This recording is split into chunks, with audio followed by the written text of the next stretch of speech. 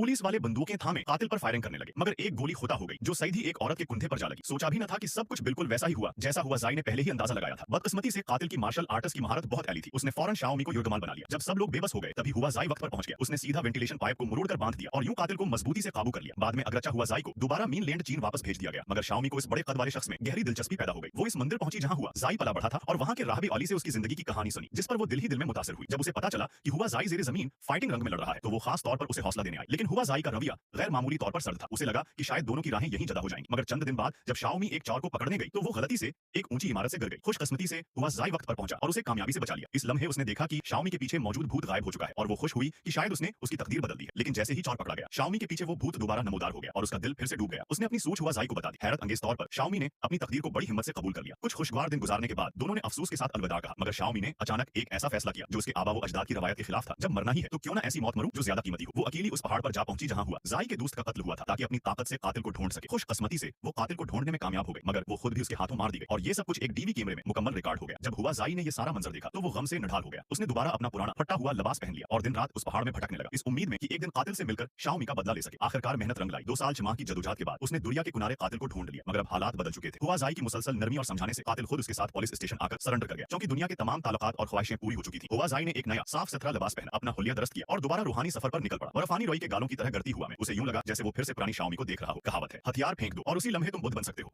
शायद जिंदगी की मुश्किलात का मुस्बत अंदाज में सामना करने से ही असल रूहानी कामयाबी हासिल होती है।